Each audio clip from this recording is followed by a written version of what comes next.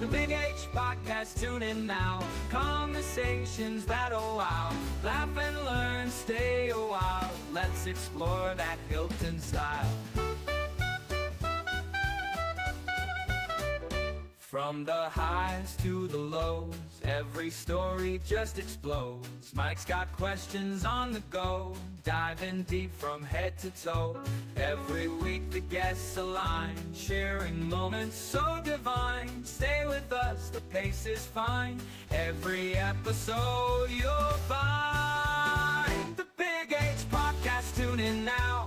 Conversations that'll wow. Laugh and learn, stay a while. Let's explore that Hilton style.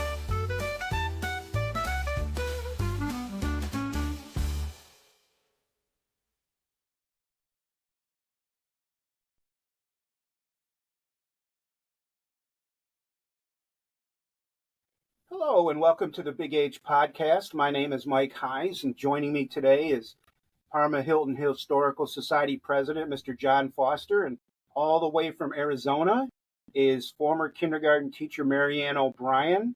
Marianne, it's great to have you with us. Thank you, Mike. Okay. And we're going to title this Ode to O'Brien, and it's going to be under the umbrella of the Foster focus. So with that in mind, I'm going to be along for the ride, asking stuff throughout and just having a good old listen to Marianne, and I'm going to turn it over to John. John? Thanks, Mike. Mrs. O'Brien, nice to see your face. We've only met over the telephone. You were the kindergarten teacher for my lifelong friend, Tom Croft. And Tom, knowing I was involved with the Historical Society, suggested that I might want to talk to you because he had found you on Facebook. His kindergarten teacher was still around, which was amazing. I'm still here. So let's start at the beginning, I guess. I know you're from New York City, from the Bronx originally, right? Could you repeat that, please, John? Yeah, you originally come from New York City, is that right? Yes, I was born in the Bronx. I'm a Bronx girl. And, they can't take the Bronx out of the girl. And so I've been known to be kind of assertive and outspoken, Really? And everybody will tell you that. And so it's one of my trademarks. Actually, your reputation amongst the kindergarten first grade set was that you were a great teacher to have because you were so sweet and kind to everyone. Tom loved you. Tom Croft. I don't know if you can hear me well or not. Not too well, John. Yes, I apologize. That's all right. Tell us how you came to Hilton. How did I come to Hilton? Yes. Okay, here we go. I didn't want to come to Hilton. I wanted to stay in New York. I wanted to go to Fashion Institute of Technology, but my dad wanted me to be a teacher. In those days, you could be a teacher, a nurse, or a secretary. That's what they thought women should do. And my father was in the clothing industry. He was a woolen buyer, and he knew how hard it was to break into that industry. And he thought, you have to be really good. I used to sketch in little notepads, I guess he was right. So I came to Brockport in 1952 after I graduated from high school. And I loved the small town right away. And my dad had said to me, if you don't like it, you can come back and apply for Fashion Institute of Technology. Well, I went to summer school. I did the accelerated plan, 4 years and 3. And I loved it. And I never decided to go back. I met a local boy, got married the same year I graduated from college. And I stayed in Brockport for 45 years. Amazing. Tell us about how you met your husband. Well, that was interesting. I worked at a lot of places in Brockport to earn my keep. My room cost me $5 a week. And the lady provided the sheets, the towels, the soap. Can you imagine $5 a week? But even that was, for having, being away from home and making my own way through, I had to earn some money. I worked at the local hospital. I worked at a food store, not a food store, a restaurant on Main Street called the Campus. And I did other odd jobs. I house cleaned for the registrar of the college and whatever I could do. And in the meantime, my cousin was dating a gentleman, and he and his family invited me to come to the cottage up at, I'm forgetting where it was, but anyway, they had a cottage on the lake, and I got to meet all his relatives. Oh. And one of them was his Aunt Louise, and another was Aunt Ruth. And so I got to know all the family, the cousins, and by the dozens. They had a big family. And they talked about this fellow, Ron, who was over in Korea.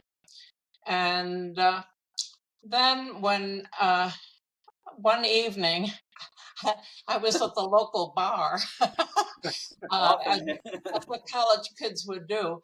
Sure. And it was called the Landmark Hotel. I don't know if you ever heard of the Landmark. No, I haven't. But it was right on the canal, right next to where the post office is in Brockport. And it was a beautiful brick building. And they had a bar and then a middle room and then a back room where you could dance. And it was a hanging out place for the townspeople as well as the college kids. What provided the music? Who made the music? Can you say that again?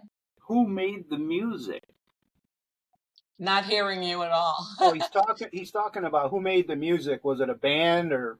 Well, no, record? Sometimes it was a small combo, but mostly it was recorded jukebox music. Okay. And that particular evening I went in there, I went with my girlfriend because she and I had been to the movie and we were looking for a ride home.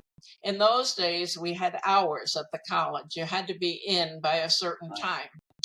And so anyway, we walked through to the back room and her boyfriend wasn't there. So we kind of hustled out and we were stopped by this fellow named Ron. And he said to him, because I said hello to some of his friends, and he said, aren't you going to introduce me? And so they did. They said, this is Joan's cousin. And that's how I met him. And then he was just about to be mustered out of the Army, but he wasn't finished. He was still in Pennsylvania. And but he was home on the weekend.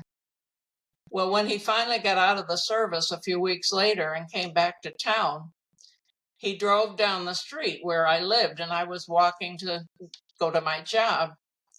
And he said, would you like a ride? Well, I didn't recognize him. So I put my nose in the air and said, no, thank you. And so this went on several times and he'd come into the restaurant and order coffee, but I still didn't know who he was. And then a few weeks later, I happened to be back in the Landmark Hotel. And here he was sitting with all his cousins and his sisters. And of course, I knew all of them. And then I was embarrassed. I said, oh, now I know who you are. So then it was, maybe a movie or something of that sort. And then we finally, got serious. Sweet. Well, from there, how did you get to Hilton? How did you come to get hired? That was a wonderful experience. In my what would have been my senior year, I went for an interview. Herman Leibarger was the principal at the campus school in Brockport with the college, and the meetings were in his office, and the superintendents would come to to that office from the various schools in the area. And so I had an interview with Greece and I had an interview with Albion and different schools. And I believe it was Cecil Luffman. Does anybody remember that name? Yes, that was Jerry Icus's grandfather. Okay. Yeah. So Cecil Luffman was there, and if I have the right name, and I think I do, I went in to have my interview, and I put my right hand out to shake hands with him. And if you remember, Cecil didn't have a right arm. Yes. And I was mortified, because here I put my arm out, and he laughed. He says, then he put his left hand out and he said, "Don't worry, that happens all the time." And so he put me at ease. We had the interview. And of course, they don't tell you at the time. So I didn't know if I had the job, but he seemed to, like me, and that was fine. So a few weeks later, I got a letter saying, I would be accepted if I wanted the job. So it was for a second grade. This is where the story of your sister, is it sister-in-law or aunt? No, my aunt, yes. Yeah. Aunt Rosemary. So I was supposed to have a second grade. And so the last part of my schooling, I took courses in reading and math and everything for elementary. I wanted to get ready to be a second grade teacher. I had done my student teaching in second grade, and I had done my student teaching in pre-kindergarten. So when I went to Hilton to get my room ready, I walked in, and the principal at the time was Don Finkel. Don Finkel didn't stay long. He had been in Hilton a while, but he had gotten a wonderful opportunity in Lewiston to be the superintendent of schools. But he was the man who welcomed me and showed me my room. When I looked at the room, I said to him, "This looks just like a kindergarten. I know, like a second grade. I'm supposed to have a kindergarten." He said, "Didn't anybody tell you?" I said, "Tell me what?" He said, "One of our teachers came back and she got the second grade. You're going to have a kindergarten." Ooh.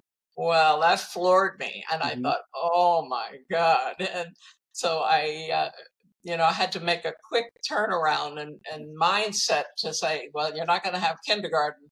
You are going to have a kindergarten, not a second grade. I rode with a woman from Brockport who was a teacher at Hilton, and she was a kindergarten teacher. Her name was Mary Brule. And so on the way to school every morning, I'd say, "Well, what are you going to do today, Mary?" And she would tell me exactly what she was doing, what story she was going to read, and what music she was going to do.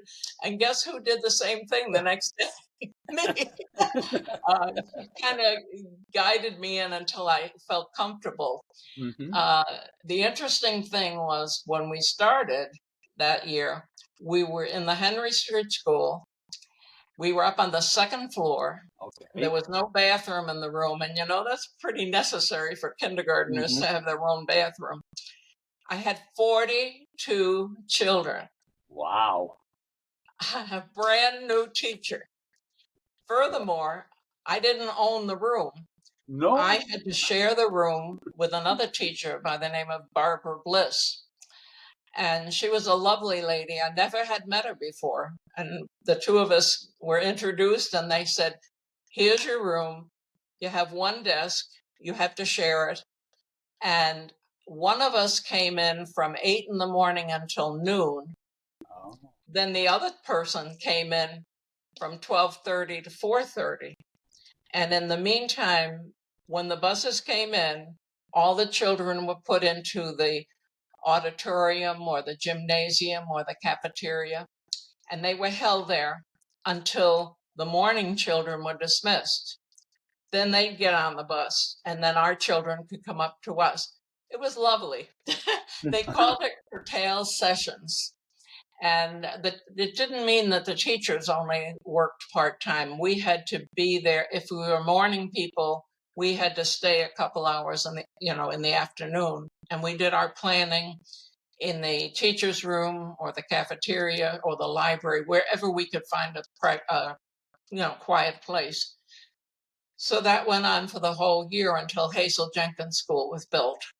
And then we moved over to Hazel Jenkins, and it wasn't even completed. There were windows in the hallway that hadn't been put in yet. And I remember there was a rectangular space next to a door, and I used to take a shortcut and hop through it because there was no glass, you know.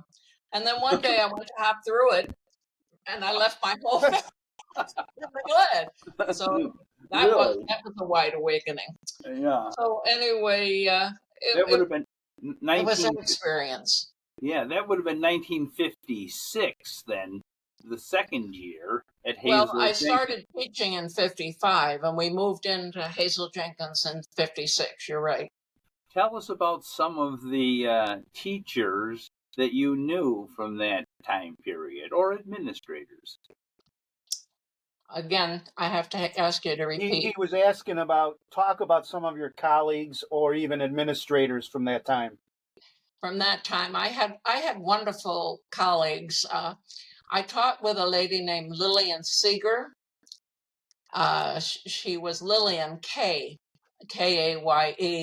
and her husband passed away, and she married a man named Chet Seeger, and they had a farm. He dealt with cattle and things. And I taught with Mary Brule, who lived around the corner from me and took me to school.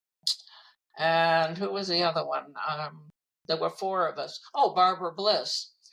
Barbara Bliss only taught there a few years because she was married and became Barbara Cayley. She worked with us for a while longer, and then she moved to Canada because her husband got a wonderful job in Canada.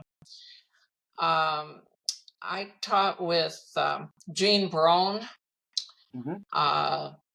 Jerry Cobb. I don't know if you know that name. I do. Lori Birch. I have some of the names of some of the people I taught with because I thought you might ask me that. Yeah. Natalie Barry. Do you want to know just the kindergarten teachers, or? Well, I know Jerry Cobb because I know her daughter Tara Strauss quite well. Talk about what Jerry Cobb was like.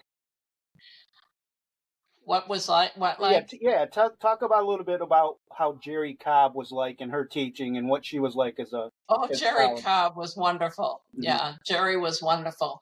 The most I remember about Jerry was the fact that she had Tara, her oldest daughter, and then she wanted so much to have more children, and she adopted Marcy.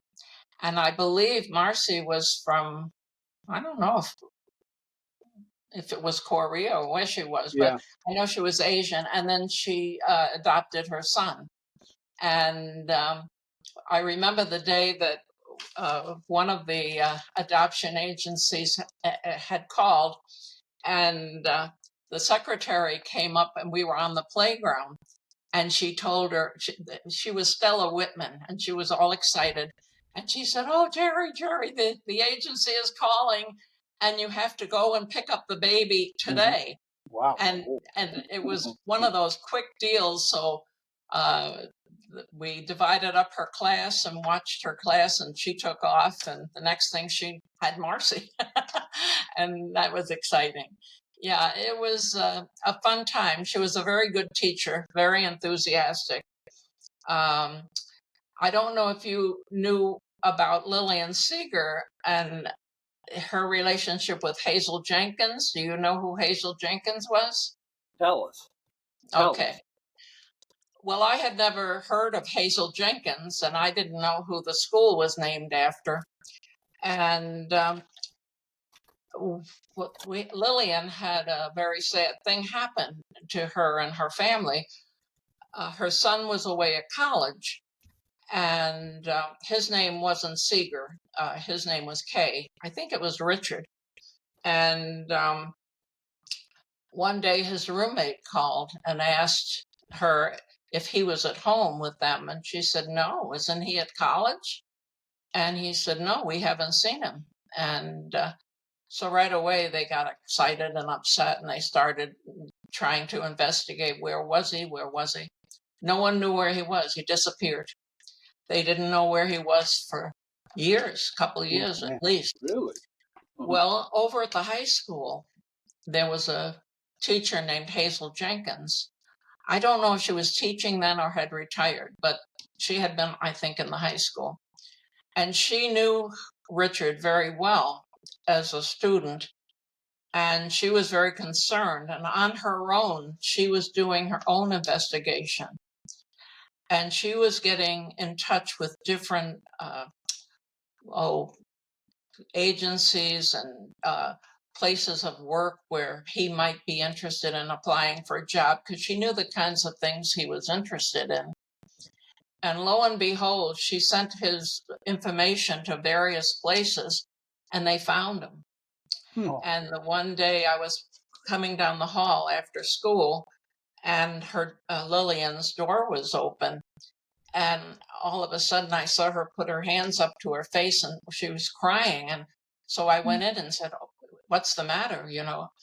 And there was another woman sitting there, and she said, this is Hazel Jenkins, and she found my son. And it was, quite a heartwarming experience for all of us. But it was amazing that that teacher did that on her own at Hazel Jenkins. And that's the only thing I know about Hazel Jenkins. I don't know why the school was named after her. She must have been an extraordinary person. Mm-hmm. And it would be interesting to find out more about Hazel Jenkins. Oh, yes. Where was he? I don't remember, but he was miles and miles away. He might have been in Texas or someplace. He was far away. And they seemed to feel that he had amnesia. He really didn't remember how he got there or anything. And he was working. He had a job. Yeah. Wow. What a story. Yeah, he had made a new life for himself over there. Well, Hazel Jenkins was legendary for those acts of kindness with people in trouble, let's say. So I think her whole life was rewarded with being named. Mm-hmm. It would be nice for me to know more about Hazel Jenkins. I was always more curious. I wish I had gotten to know her better. I met her that day, and that was the only day I met her. Yeah. Yeah, you're giving us a good idea for a future podcast with our historian, Dave Crum. So you're giving us some ideas. I want to go back to another name you mentioned, and that was Gene Brown. Gene Brown. Yeah, I used to play baseball with, I believe, her son, Scott, and I knew the father very well. Elaborate a little bit about what you recall about Gene. Well, Gene Brown, every month she had the color of the month for her hair. She never came in with the same color hair. Sometimes it was reddish, sometimes it was brown, sometimes it was black. And she'd say, "It's the color of the month." And I know she had a daughter named Natalie, and she had Scott, and she was very funny. She had a very good sense of humor, and always upbeat. I really appreciated her. She was a good teacher, very good teacher. They all were. We were a very close-knit group. The kindergarten teachers not only taught together, we socialized together, and our husbands socialized with us. Ah. Now, my husband wasn't crazy about mixing with teachers necessarily. He was a blue-collar worker, but he loved that group. And the teacher I told you about, Lillian Seeger, who's, I just told you her story. Her husband, Chet, was a gambler. He loved to play poker. And they would invite us for Sunday dinner. And we would go to Sunday dinner, the whole kindergarten crew and our husbands, have a wonderful dinner. And then the men would play poker. Sure. And Chet would clean out our husbands every time. And the ladies would sit and we'd play Pokino or something, for pennies. We had a good time. And one time we were at Lillian and Chet's house, and Linda Jo Makowski was there. She was Linda Jo Wells, and then she married Warren Makowski. She was a kindergarten teacher. And she was very pregnant. And so the next morning when I went to school, somebody said, Linda Jo is on the phone. Now, I might mention that we weren't in the school at that time. We were at the Methodist church. We moved around a lot. The kindergarten teachers were always moving.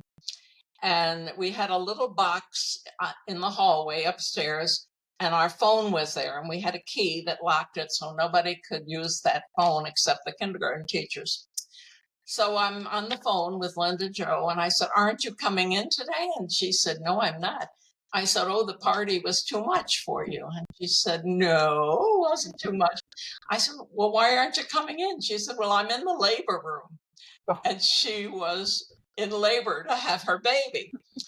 Well, this was probably in the spring. I don't remember when the baby was born. And so she had taught a long time being pregnant, you know.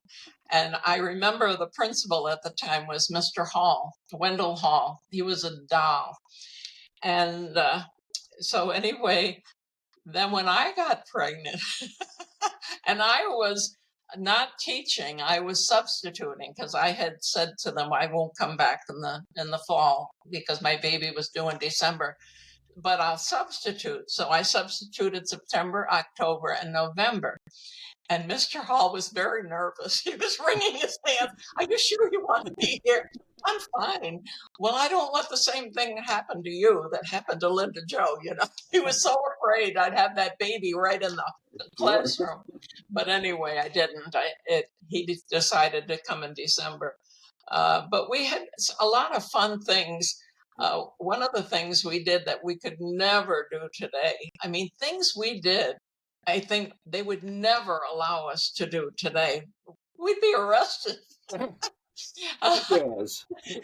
They would throw the book at us. We hatched our own baby chicks. We took the eggs and did all that business. There were 5 of us, I think, 5 teachers at the time. It would vary. Sometimes there were 6 kindergarten teachers, sometimes there were 8, and then there were 5. It depended. When we split sessions, then there were just 5 teachers.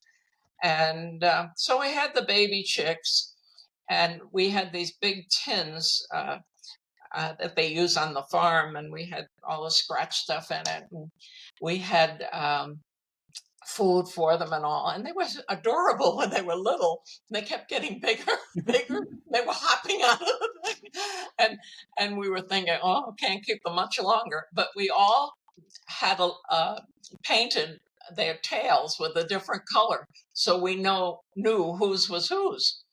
And every Friday, now get this, we would put them in my storeroom, and we had a heating light on in the storeroom full of construction paper.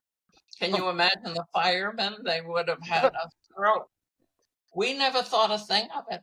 And I'd turn the thermostat up in my room, and it would be so nice and warm for these people. Sure. But then it came to the point where, and then every Monday we had to dole them out back to the same, you know, to the people they belonged to, so the kids would know whose was whose. And then finally we said, we can't keep them anymore. So Lillian Seeger took them to her farm, which was a perfect solution. Lovely. They had a beautiful home. But then Lillian would come in on a Monday morning and she would say, we had the best chicken dinner yesterday. Oh. And I would say, please don't tell me that, you know. And that's what happened to our baby chicks. So, but it was comical, Really? you know, some of the things we did. Did you say you were in the Methodist church? Say it again. He was asking about being teaching in the Methodist church. What was that like? That was wonderful. I loved it. We didn't mind a bit. Mm-hmm. They had classrooms upstairs in the Methodist church. So we would do all our math and our beginning reading, like phonics and anything paper and pencil type things, cutting, pasting, you know, all that stuff we would do in that room. And then we would go downstairs, and we had brought all our equipment with us. We had climbing bars, we had trucks. We had 3 doll corners combined. We had easels, you name it, and we had it. So the whole downstairs was a huge play area. And then they'd play together. It was fabulous. And there were 3 teachers watching the different sections of what was going on. And then at a certain point, one of the teachers would play the piano, and that was a signal, time to clean up. We'd put everything away. And then they would come over to the piano and they would have their music time all together. And we did a lot of things all together. We did the Pledge of the Flag in the morning, all the patriotic songs. We did film strips, anything you could do together. Even story time.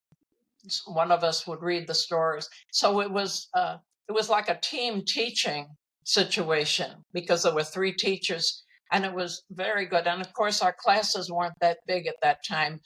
Well, I say not too big, maybe 22, 25 children in each class. It wasn't like that first year where I had 42. So it was great. And the best year that I taught, everybody said it wasn't going to happen. I taught with Gene Bascom, Gordon Bascom and Gene. Yeah, they were my backdoors. They were my neighbors, actually. Yeah, Okay, well, Gene was a lot like me. Gene was very assertive and bossy. And so anyway, we were having to move again. I told you we moved a lot. So they were putting us in the West Avenue school, and they were taking us through and letting us pick our room. Well, those rooms were made for junior high kids. Those were not big rooms. How are you going to put a big climbing thing in there and wooden blocks and all that stuff? And I'm thinking, oh, this isn't going to work. I'm not going to like this. So they took us down to the art room. What would have been the art room? And it was the size of about 3 rooms together. And it had a great big storage room for papers and things. And they had 2 sinks. So, when little kids are painting and all, they need sinks to wash up with everything. And so anyway, they said, somebody can have this room, but you'll have to have 2 in this room. You'll have to share a room. So I said, well, I'll share a room. And Gene Bascom said, I'll share it with you. And so driving home that day, I had a whole carpool from Brockport. And they said, are you kidding me? You 2 will kill each other before the year is over. This will never work. Well, guess what? It was perfect. It worked beautifully. Wow. And one of us took the math, one of us took the, and when we'd finished, they'd flip over and go. They had more activities than we could do by ourselves in our own classroom. And Jean was a fabulous piano player. She was fabulous and didn't have to look at music or anything, just playing the piano. And I would do all the board work. Every day we do the pledge and not business. And I'd write on the board, today is such and such, and the weather is, and the kids would read along with us, but I had both groups, and Jean could be preparing for what was next on her end of the thing. So it was a lovely situation. And here's another thing we shouldn't have done, but we did it anyway. When the year was over, we shook hands, we hugged each other. Jean ran home and got a bottle of champagne. The 2 of us sat there, and they said it couldn't be done, but we did it, Sure. And it was great. And so I have good memories of that, and I also have good memories of the blizzard that we had, and we couldn't get out. Yeah, we had if I'm going on too much, just stop me. Well, anyway, we had the blizzard, and we were in a teacher's meeting at the high school, and we couldn't see that the blizzard was happening because there were no windows in there. And when we came out to move our cars at lunchtime, Oh, there was so much snow. Some of them couldn't get out of the parking lot. And one of our teachers, Irene Worthman, she had a little accident right in the parking lot. But we went back to our school, which was Hazel Jenkins. We were back home for a little while. And so they were closing all the roads. They were saying nobody should go on that. And my friend Donna Lodge, who was a second grade teacher, Donna, I want to go home. You know, I said, well, honey, you're stuck.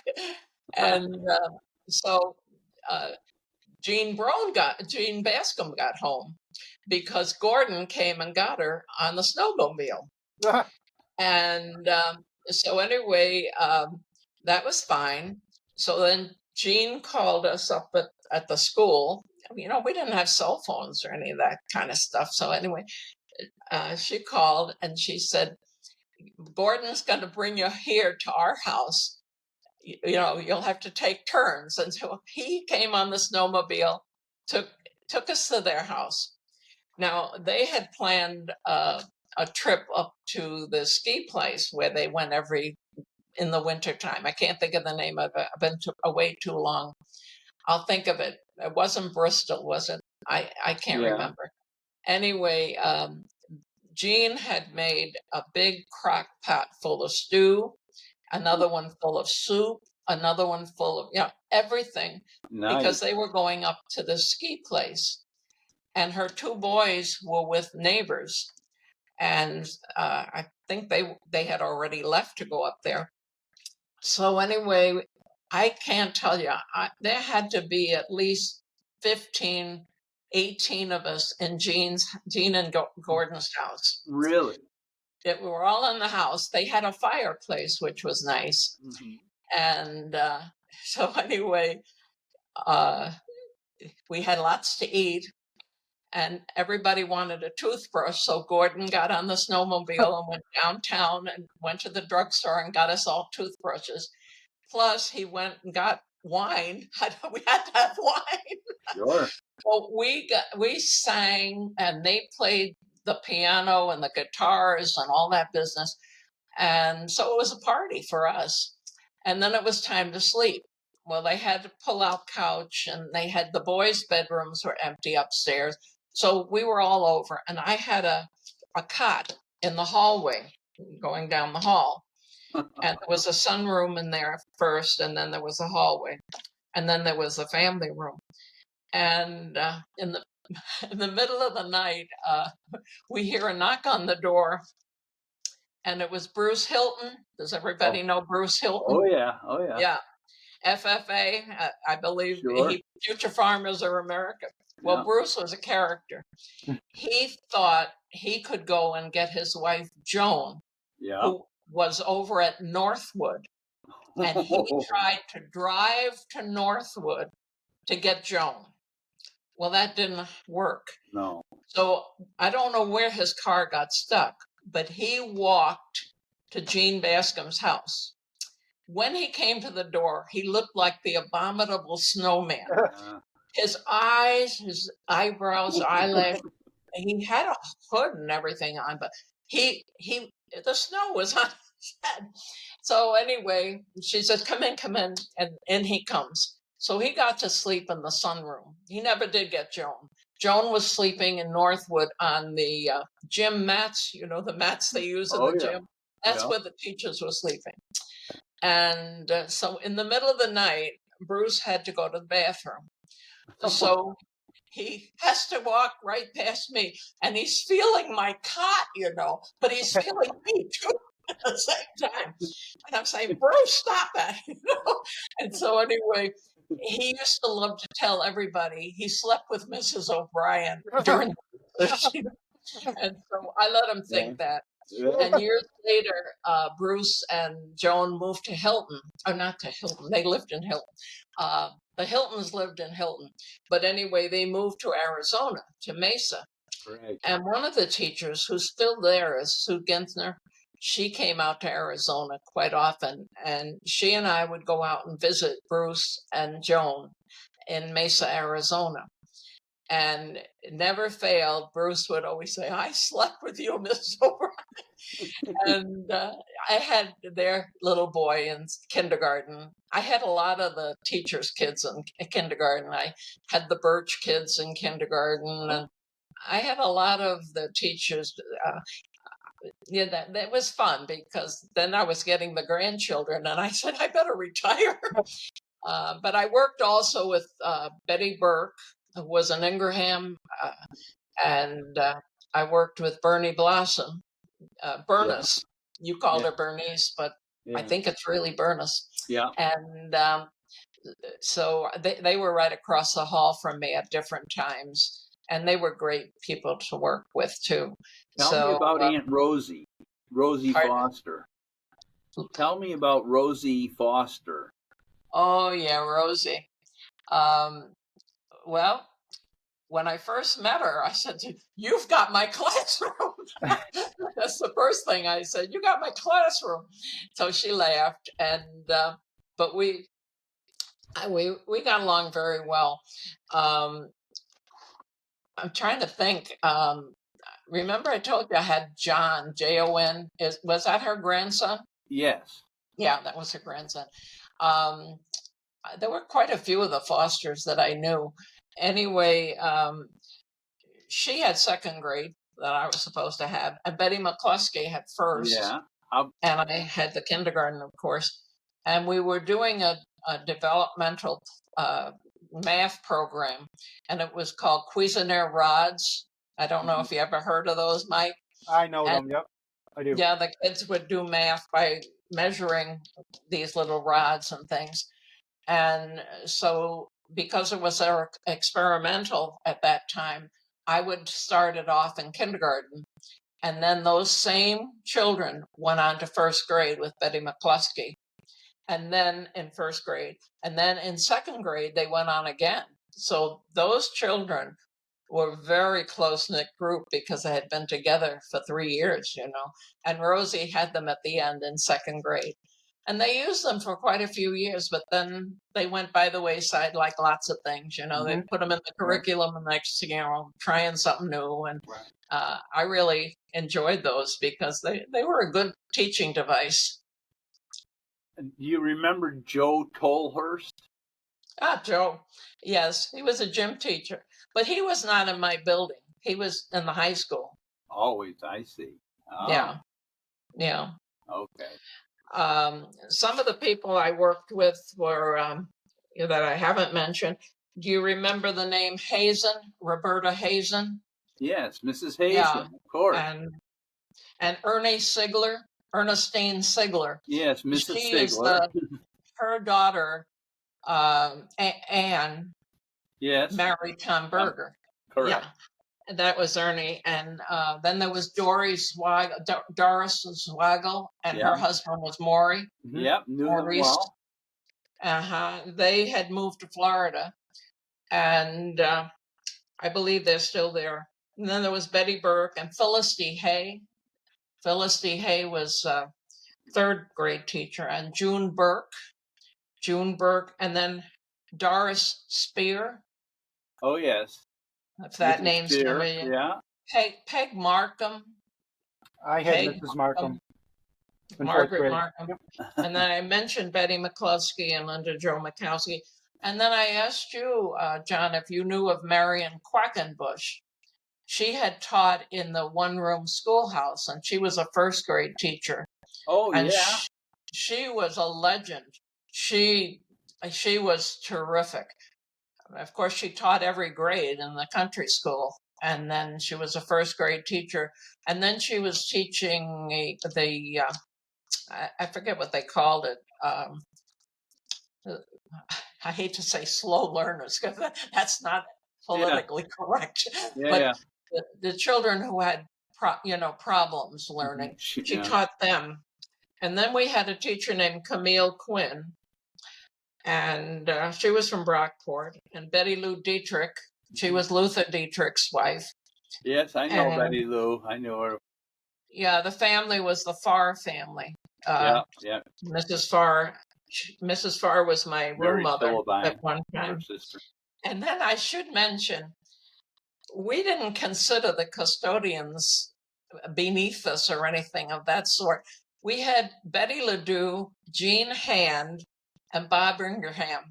Yeah. And they were just like family to us. They were just like, they were the staff. And I think I told you, John, how on Fridays, every other Friday, we got paid. And the principal would come and hand us our check. And then right behind him would come Betty LeDoux and Jean Hand, and we'd give them our checks. We'd, endorse them. They would go down and cash our checks and bring us our money. Whoever heard us, they could have skipped town, right? But they helped us with everything. They helped us when we made soup. They were in there. They were not sweeping the floors. They were helping the kids cut food and vegetables and everything. And when we went to the zoo on a field trip, we took the school truck loaded with orange drink, loaded with hot dogs and buns. Ooh, the mothers would bring salads and all that kind of stuff, desserts. Nowadays, I don't even think they let you eat food from anybody's kitchen. You have to buy it in the store. But this was all homemade stuff. So they would leave the school, and they had the principal's permission. So nobody was there to clean up throw-ups or the principal would have to do it. And so, or the nurse or the poor thing. And so we'd go to the zoo, and while we were roaming around with the children, and the room mothers were helping, a lot of mothers and fathers were helping, of course, because we made them into small groups. They were setting up papers on the tables and everything. When we'd come back to the picnic area, everything was set up, and the bus drivers cooked the hot dogs. So between the custodians and the bus drivers, boy, we were a team, let me tell you. Yeah. And then we'd come back and form a huge circle in the playground, and we'd make the kids sit down.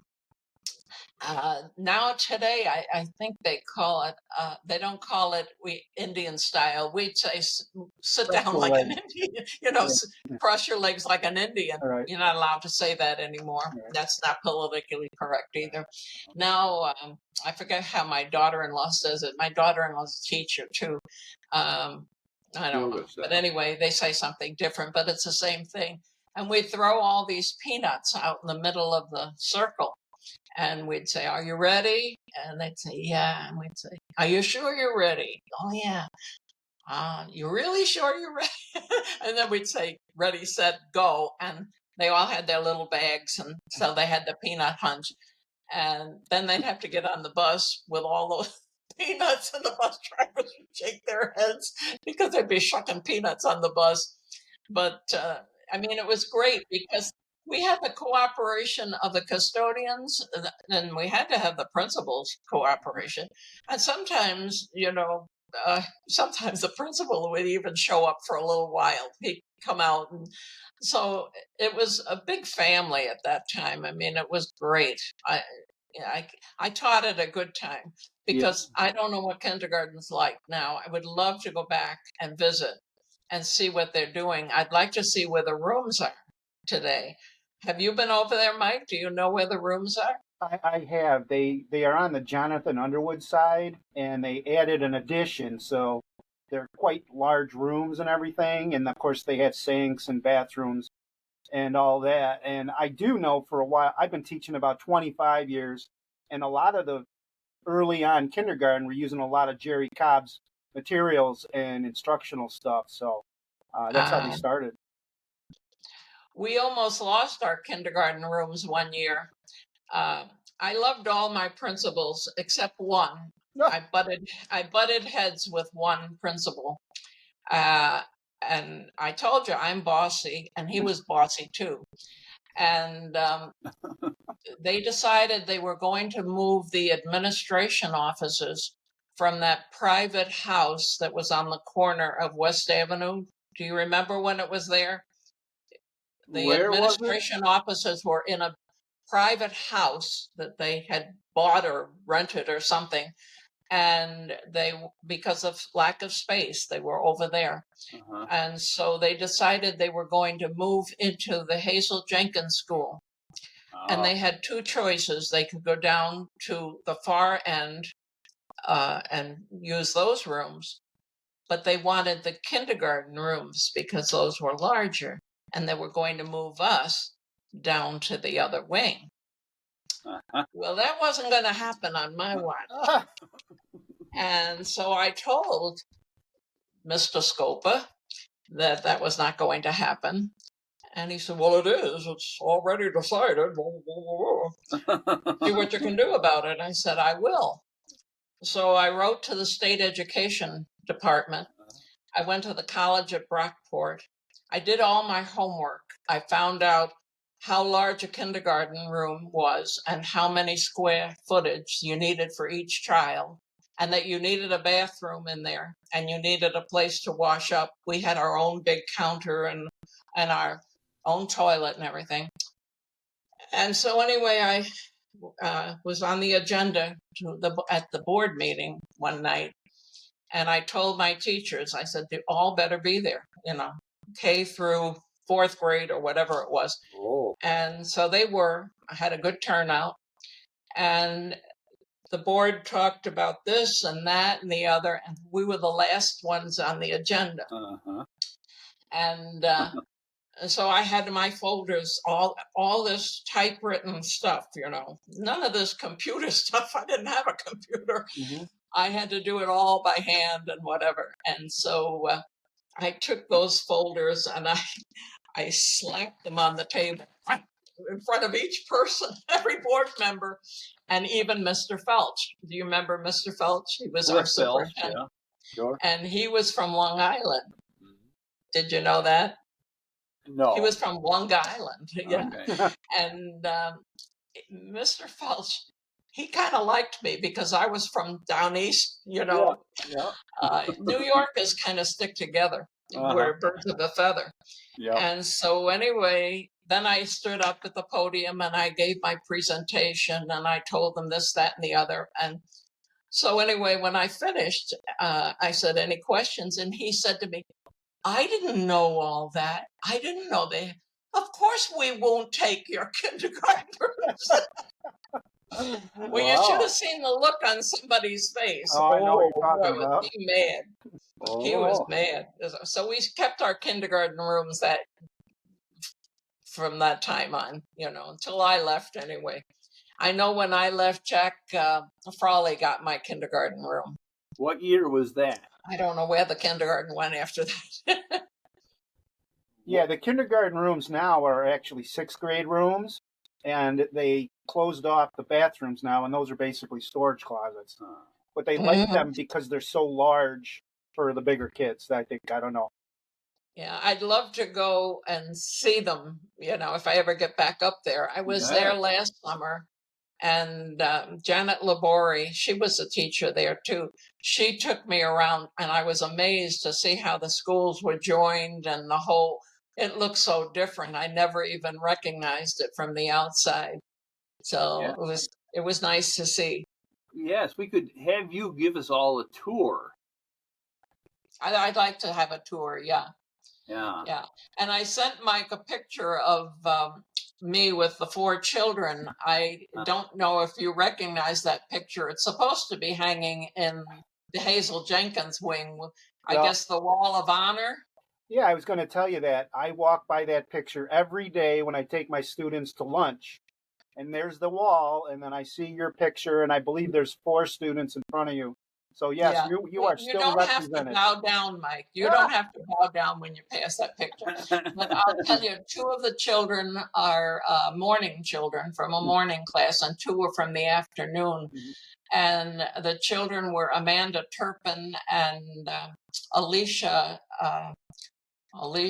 Whaley. And then one of the boys is Darren Lapone, and he went on to do great things. He was at Berkeley. I mean, he's a brain, And his mother and father ran the dry cleaning place down in Hilton, I believe. That he was a tailor, his father was, if I'm not mistaken. And now he's back in our area, and he's working in Rochester. He's a big-time professor, Darren Lapone. Okay. Yeah, Mars Yeah, was his he'd be a son. great person to talk to. Okay, good. Yeah, Darren Lapone. And the other boy in the picture was Christopher Manning. And then I guess he left Hilton, and I thought he went to Brockport. I don't know what happened. We lost track of him. But the Whaley girls, Alicia and her sister, their mother was my room mother 2 different years. And when I was home about 4 years ago, I think it was, I still call upstate New York home. You know, I know. Sue Whaley picked me up and she took me for a tour of Hilton. And we went to Alicia's house, and Alicia cooked a big chicken dinner. And I met her 2 children, and her sister was there. And Peggy Schaefer was there. I don't know if you know Peggy Schaefer. Excuse me. She was one of my students too, and she happens to be a cousin of the Whaley girls. But little things like that happen all the time. And I'm in touch with so many of my former pupils through Facebook, and it's fabulous. I mean, there's somebody on there all the time, or somebody will say, I had you, Mrs. O'Brien. And I don't know if you know Ken Sauer, the name Sauer. Yeah, I know the family. Yeah. Well, his mother was our school nurse. Her name was Judy. And she and Marilyn Madsen were buddies. You know, they lived on the same street and everything. And a whole group of us went down to the Madsen wedding. 2 of them, in fact. One was in New York and one was in South Carolina. And I mean, that's what I mean. We did a lot of things as a family. You know, we were not just, not just working together. We were family. And but anyway, when I had Kenny in school, and Kenny had a twin brother named Keith, and then there was another brother named Dale. And I remember when Kenny grew up and was a big boy, he went to Cortland College, and my son wanted to go to Cortland. So anyway, Kenny said, oh, bring him over. I'll show him around. So we went down there and we met Kenny. He took us to his dorm room, and there was this girl folding his clothes. He had a girl to do his laundry. And I remember he had a ferret. And then I still am in touch with Kenny, and it's fun, because we remember the old days. And Marilyn's boy was Pete, who was a music teacher at Hilton, Pete Madsen. Mm-hmm. And I remember Pete, when he was a little guy, riding around in the grocery cart in Brockport. I went to college with his father, Pete. His father was Pete too. And Pete, I think, worked for Bosse's, if I'm not mistaken. But I used to ride down to New York with Pete. He was from the Bronx too. Oh. And his wife, Marilyn, was a year behind us.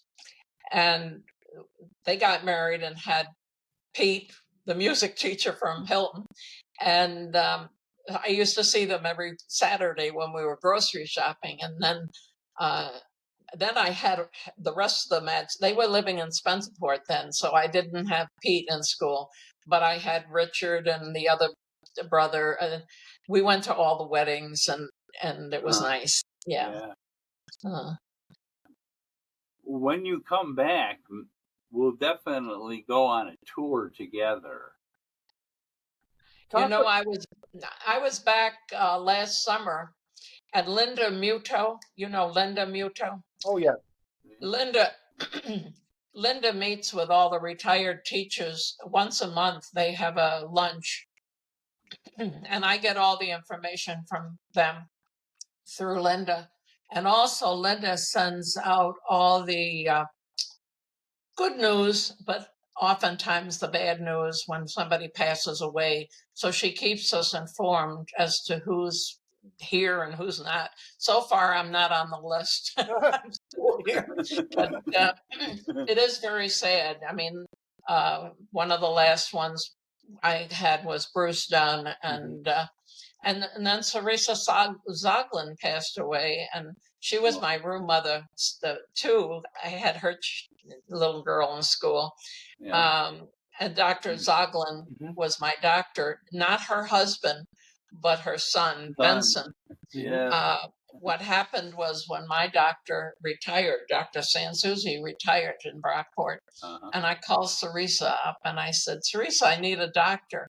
Oh, you want my Benson? And I said, yeah, I want your Benson. And so he always called me Mrs. O'Brien. And I said, Benson, you can call me Mary Ann now. Oh no, I can't. You know, and there were a lot of them like that. Oh no, I can't do it. You know, No. but some of them have come along and they do call me Marianne. But you know, it's great when I think back of all the old times and all the people, you know, that I've known. And I was looking over some of the names. Like I said, I didn't even finish my list, but anyway, it doesn't matter. There was so many good ones on that list, you know, good people. And I had a carpool, not me, we had a carpool in Brockport. And sometimes there were 6 of us because, you know, we didn't have the consoles in the front seat of the car. We could fit 3 in the front seat. And it was funny because they made a book for me when I retired. And everybody did a page in this little scrapbook. And my friend Donna Lodge, she didn't do it because she's not this good. I mean, I'll tell you right now, her husband, John, did the most wonderful illustration. He had the big car with 6 of us in the car. It was the Brockport carpool. And then the next picture was the car, middle-sized car with 5 in the car. As each person retired, he was replacing it. And then there was 4 in the car and 3 in the car. And then there was just Donna and myself in the car. And then I was retiring. So there at the very end was Donna on a motorcycle. Oh. And all by herself. It's very clever. I still have it. Those are the kinds of things you save. And Donna did not like to drive in the snow. And I told you when we got stuck at Jean Bascom's, she had a lot of tears. She wanted to go home. And so anyway, I said, I'm sorry, I'm not even trying to get out, because some people got stuck at other people's homes and in farms and where they didn't even know the people. And I wasn't about to try that. But we finally got out, I think on the 3rd or 4th day, and we couldn't go the regular route. We had to take the canal road to get home. Believe it or not, that was open, but the other streets were still blocked. Yeah. Talk a little bit about your family, your children, and whatnot. Oh, I have the best family in the world. I know everybody says that, but I really do. My husband and I were married for 11 years, and we never had any children. And that was high on my priority. I did a lot of praying, you know, but I couldn't understand it. And people would say, well, you're meant to be a teacher and you're touching all these other little people's lives. Mm-hmm. Yeah, sure, that was great. But I came home and I didn't have my own, you know. Mm-hmm. And it was funny because the carpool, again, a big part of my life.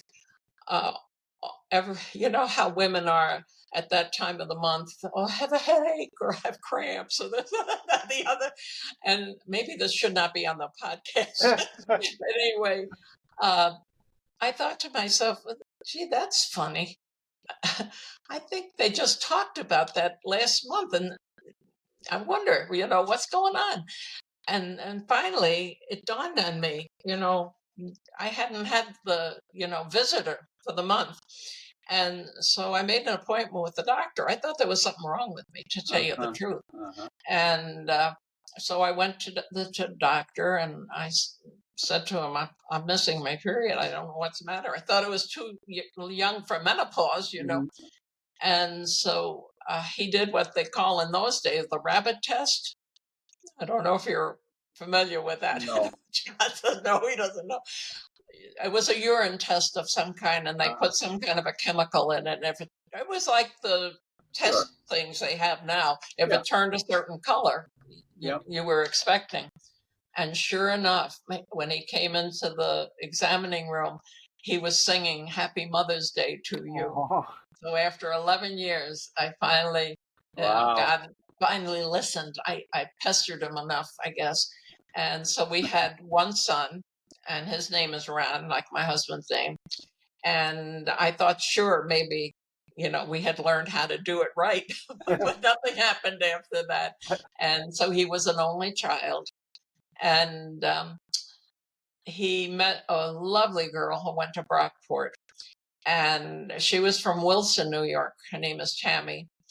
And when he brought her home, we fell in love with her right away, and my husband and I. And so when they went out the door, on their date or wherever they're going, I said to my husband, if he screws this up, I'm gonna kill him. And luckily, she said yes. They were married, and they were married, I think, maybe 4 or 5 years before they finally started to have a family. They had a boy named Kevin, who is now going to be 25 in August. Kevin went to Arizona State University. He studied aeronautical engineering or aerospace engineering. And he got his not doctorate, no, he's not that smart yet. He got his master's and in the same field. And fortunately, when he graduated a year ago, May, he got a job in Chandler, which is about, I'd say, 40 miles from where I live. Nice. And he's with Northrop Grumman. And thank God he's got this job and he loves it. Recently, Northrop Grumman laid off a lot of people, but he was spared. I don't know. It's a good thing I didn't know they were having a layoff, because I would have been having a nervous breakdown. His sister's name is Michaela. She came along about 2 years later. She'll be 23 in February. And she went to Northern Arizona University, NAU. She got her bachelor's in chemistry and biology.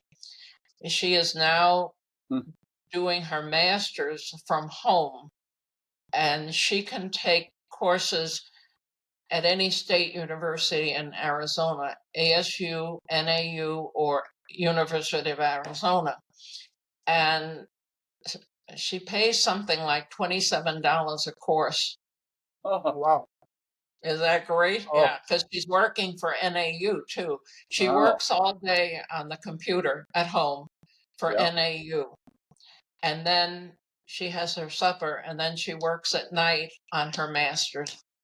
So they're both very good students. They have to be. Yeah. And they've never given their parents one bit of problem, and they're very good grandchildren.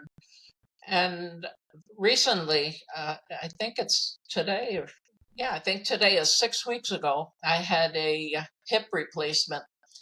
And when I came home from the hospital, my son stayed with me the whole week, day and night. He stayed right here with me.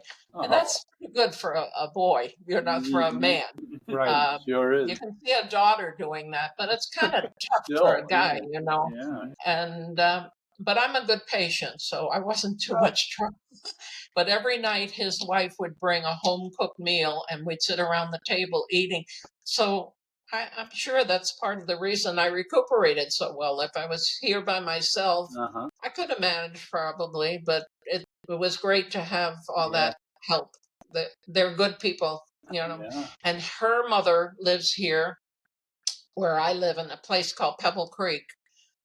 Look it up, Google it. It's an adult retirement golf course community. And when I moved in, there was just one side, and it was called the Eagle's Nest side. And now on the other side of the road, there's a Tuscany side. I'm telling you, it's huge. And we have 2 clubhouses. We have, I think, 5 pools. 4 of them are outdoor pools, and one's an indoor pool. We have restaurants in both clubhouses, all kinds of meeting rooms. There's tennis and bocce and Wii bowling and all kinds of card games going on in those rooms all the time. We have lifelong learning, I was a part of that for quite a few years. Um, uh, that's a great program. Every Monday morning at 9 o'clock, people can go. We have a theater, so they go to the theater and they listen to speakers. We've had authors. We've had people high up in the service. We've had Secret Service people. Wow. It's always an interesting topic going on. There's all kinds of activities at this activity center. They have watercolor and oil painting, and they have quilting, they have woodworking. They have a gift shop where you can show what you've done. A lot of them do homemade knitting or crafts of some kind, and you can purchase things there. It's a regular little gift shop. If you get bored here, it's your own fault. Yeah, if I have played golf here since I came. I played on a 9-holers ladies league, and just this last year I had to give it up because of the hip, too much pain and stress on the hip. I'm hoping to go back to it. I'm going to try chipping and putting, not right away because it's 116 degrees here. I'll wait till it cools off. And I'm on a bocce team. I play bocce every Friday. And I'm on a Wii bowling team. I'm the captain of Wii bowling. We have a very big ballroom in one of the clubhouses, and we have 20 television sets set up all around the ballroom, 20 of them. And on each television set, we have a Wii bowling set. And so we have 6 people on each team. So there's 12 people on each television. And we actually have a bowling banquet at prizes. It's just like bowling. And now they have, this was funny. Cornhole. They decided they're going to play cornhole. So once a week in the ballroom, they have, if the ballroom's not being used for dancers or something, there's always a dance or a party or something. But they have these cornhole things across from each other. And I think there were 15 of them along the ballroom. And again, but there were 4 on a team. And it was so funny because I had my friend who's going to be 96 and another gal who's probably 78 and myself who's going to be 90 and another gal who's maybe 75. We were a team. And when 2 of my friends would throw the whatever you call it, and it would hit the middle of the floor. It didn't even make it to the cornhole. My other friend Joanne and I, we could get it on the board, and we got it in the hole a few times. But I remember everybody was such a good sport, and they were trying to help us. And they said, "You coming back, aren't you?" We said, "No." I was exhausted by the time I finished. It's very exerting, let me tell you the truth. Yeah. So anyway, it's a fun place to live, and I'm only 5 miles away from my son and daughter-in-law. And Michaela's still home, but Kevin isn't, and he calls every week on Sunday. And then lots of weekends he has off on Friday. He works like a 4-day week every other week. Pretty lucky. And so he'll come out for the weekend or for at least a couple days. And he was here last weekend and he was vacuuming for me. I mean, they're very good kids. And the nice part about it, like I said, her mother lives around the corner from me. And her brother lives just about 5 miles away. He has a wife and 2 kids. They've called me Aunt Mimi since they were little. I'm like their other aunt. Mm-hmm. And then another brother lives in Chandler with his wife, 2 children and 2 grandchildren. They all call me Aunt Mimi. I mean, I've been adopted into that family because back home, all I had left was my husband's family, nieces and nephews. I'm the only one left of all the in-laws in that family. And then I also have my sister living here, and she's 16 years younger than I, and she and her husband live around the corner from me. So, but my two brothers have passed away, and like I say, I don't know. God has a plan. He doesn't want me yet. They say only the good die young, you know. So it has kind of paid off for being naughty like I am. Yeah. So When you look back when you retired from teaching, what year was that again? I retired in 1990. 1990. And my friend Janet Labori Mhm. said, "What are you going to do?" And I said, "We're going down to Florida and we're going to look around." I had a cousin who lived there in Sebring. My two sister-in-laws lived there with their husbands, and they were snowbirds. My cousin lived there full time, but my sister-in-laws were snowbirds. So we said, we'll go down and look around. And, you know, when we looked at the beautiful homes down there, we're all ready to buy a house, you know. But Janet Labori said, my folks' house, it was a mobile home. She said, it's vacant and I'm going to rent it if you want it. Her family had passed away. So she brought me pictures of it. I showed my husband. He said, sure, we'll try it. You know, it would be a central location to travel around and look at things. Well, we fell in love with that mobile home park. Oh, the people there were so welcoming. And then we had a clubhouse and it was fabulous. We loved it. And so we did look around and we saw some beautiful homes, but we kind of liked it and we stayed for 10 years. She eventually sold the place and we didn't want to buy her place particularly. The first, after we were there 2 years and she sold it, so we rented another place. And then when that gentleman was going to sell his place, we said, oh, the heck with this. So we found another place that was further down and private and much bigger. It had one of those pull-outs or push-outs or something. And we had a big front porch and everything. So we bought that one for a song. You can buy those places down there for a song. And we were happy that we were there 10 years. I'd probably still be there, but my son moved to Arizona and the babies started to come. So those first years that the babies were around, I babysat for them full time. And they didn't have to have a sitter. I went over every day and babysat them till they were in school. So yeah, it was great. You wanted to. Say again? He said that you wanted to. Yeah. Well, I enjoyed it. You know, it was great. What Had the best of both worlds. when you retired from teaching, and I don't know if this is getting too, reflected. What did you feel your legacy was that you left on the Hilton Central School District and your students? Can you repeat that? I sure will. What do you think your students remembered most about you and your instruction and how you taught them? I don't know. I hope they remembered the fun because we did a lot of laughing. I could be strict and I could get angry, you know, put my foot down. But after something was over, it was over. You know, I think they knew they were loved. And they were loved because, like I say, I had none of my own. And boy, I poured all my love into that.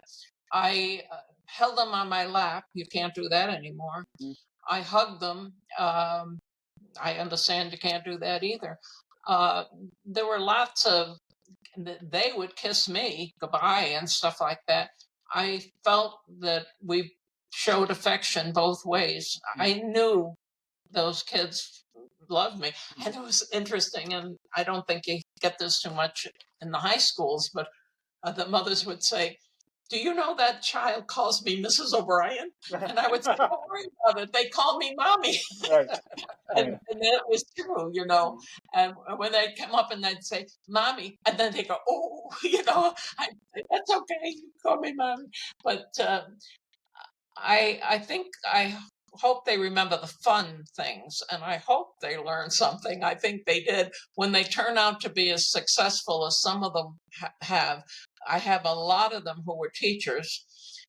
Chuck Partridge was in my class, and he was teacher of the year. Mm-hmm. And the day I was teacher of the year, I think that was in 1997, I think.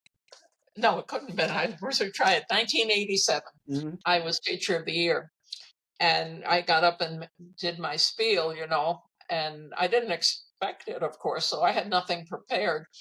And then I said something about the faculty and what a great staff it was. And I said, as I look around and see, and there were a lot of them that I had taught, and they were teachers. And I said, and there's little Chucky Partridge. Well, he was little Chucky Partridge for a long time after that. Everybody would kid him, you know. And so Linda Muto arranged for me to go to dinner when I was home a year ago. I can't think of the name of the fella. He has that restaurant on the Ridge for years. Anyway, it's senior moment. It's my age. Anyway, I have a picture of him kissing me because I knew him from way back. He's an old Italian fella, and Chuck Partridge's pictures are in the front lobby. Does anybody know where I mean? Yeah, I think it's Red Fideli's Brookhouse. That's it, Red Fideli's. We had a party at Red Fideli's, and as many teachers as could come were there. All my kindergarten crew was there. Patty Frawley and Jerry Cobb, a lot of them. Plus, there was Alicia Whaley, who was my former student, and she became a teacher. And she had her little girl with her, who's 5 years old, or she was then. And she looked just like Alicia at the time. Mary Farr was there, Mary Tillabine. Yeah. And who else? Chuck Partridge. And one other one who I taught, I can't remember now. But anyway, 3 of my former students who became teachers were there. And it was a fabulous party. We had a wonderful time. But Linda's good at doing that. Mm-hmm. She, you know, when you retire, Mike, you have to join that retired teachers group and eat with them. I get her emails and I get her texts, and she's so sweet. She brings in candy a lot to the village all the time, probably 3 or 4 times a year. So that's good. That's good. Yeah. You should get an invite, John. It's a great group. Yeah. Maybe. I'll keep you updated. Thanks. Yeah. Well, gee, you got anything else you'd like to add for us and our viewers? I think I've gone on so long. I don't know if there's anything else I can add. You know, what else would you like to know? I think you've really covered so much. John, can you think of other things? No, it's wonderful. I am wondering about the biggest changes that you noticed in your career in the schools. What he said was, what changes in your career did you notice, and maybe even now between noticing your grandkids and their education? You'll have to say it again. I only got bits and pieces. Okay. What changes did you notice in education throughout your 35 years of teaching? I didn't get the second word. What? Okay. Changes. What changes did you notice? Oh, what changes? Yes. Yes. As I said, my daughter-in-law is a teacher and my niece is a teacher, and I'm almost horrified when I see what's going on in the schools today. I don't think the parents are cooperating anymore. I don't know about Hilton. Hilton was different, perhaps. I love the fact that Hilton was rural. lot of farm people, good Christian people. That doesn't matter, Mm-hmm. religious people, let's put it that way. Um, it was different kind of setup in those days. Nowadays, the parents don't make sure they do homework. The attendance is not good. The kids come if they want to, or they don't. I think COVID had something to do with them, being at home and, supposedly studying online. But there's no respect from what I understand. Um, my niece had an awful run in with one student, and this was a fourth or fifth grade, I can't remember. And that student just about drove her crazy, and Mm-hmm. she tried everything. I mean, the kid has problems, Mm-hmm. but she couldn't get cooperation from the principal, and the parent would not admit the child had any problems, and I just don't see it being the way it was. In my day, if the teacher said you did something wrong, you got punished at home as Mm-hmm. well as Right. in school. And I feel very sad about it. And my daughter-in-law buys all her own supplies. I mean, so many of the supplies. When I was teaching, I remember the first year Mr. Hall was there, and he handed I think it was Bernie Blossom, and I handed us a catalog, and he said, "Order what you need for your room." And the other principal we had didn't say that, Mm-hmm. and wow, we ordered all kinds of things. We didn't even have a doll in the doll corner the first year I was teaching, and I kid you not, I had to go out and buy a doll or a couple of dolls, rubber dolls, and. Uh, but nowadays, my daughter-in-law spends hundreds of dollars on supplies, and I don't think they should have to spend their own money. And this, even with uh, tissues and soap for the room, all kinds of things. I don't know if you had that problem, Mike. I'm fortunate I'm a little bit with that. Parents do send in some things, but our budgets are pretty good. Oh, Um, that's good. Yeah, I think Hilton is probably a lot different than what we're seeing here. Arizona is one of the places that spends the least on their students as any other state. We're one of the lowest as far as that goes. And I thought when I came here, I realized New York State has a pretty good education system yes. compared to what is going on around here. Yeah. Well, what I can say, you may not be able to hear every word I say, but the experience of having parent involved with room moms and room dads and the custodians that got involved with you and the bus drivers and the field trip to the zoo. I wish we could go back to more days like that. And I think that Exactly. that type of cooperation is missing right now. And there's so much focus on, and I don't know if I'm going to get myself in trouble, but hey, it's my podcast. Uh, You can cut it. schools looked at too much, I think, as a place for kids to go, like a babysitter place, and the parents can go off and work, and it shouldn't really be like that. And in my opinion, there's got to be more of a relationship between home and school, and home is where you start the education, schools foster it, and it's just got to be a continuous circle. And I just hope we can get back to that. So the success that you had with your group in kindergarten like that, then to me it's a win-win for everybody. Hmm.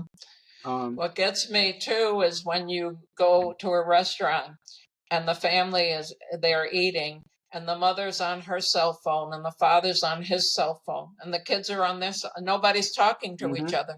hmm I mean, it's just kind of sad.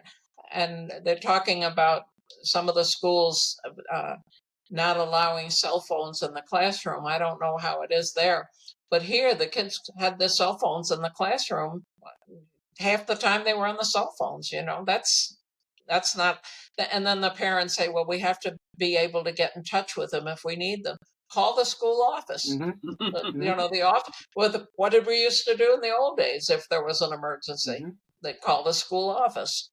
So it's a different generation, of course, and I'm old-fashioned. Well, I've learned a lot from you, and all I knew before this was the Teacher of the Year picture on that hallway that I pass every day with my students. And you've mentioned a lot of names that I started my career with, like Donna Lodge, and I knew Gene Bascom, of course, and all this others. And that's one of the things I like doing podcasts with people like yourself, is it makes me connect with people that have been out there and in the village, and you've of course taken your life to Arizona, and it's just, you've given me more names to research and look up, and I just learned so much. How about you, John? Yes. Thank you, Mrs. O'Brien. This has been fun. I didn't let you get a word in edgewise, did I? My son said, well, what are they going to talk about? I said, I don't know. I guess they're going to ask me some questions. And he says, well, they don't have to worry about you. You're never run out of words. Well, which is true. I have a wife that she says to me, your podcasts are great when you let the other people talk and you don't say a word. So she's going to really... That's not true. I saw your podcast with Nancy Whalahan. Yeah. I had Nancy in school. Oh, you did? Yeah.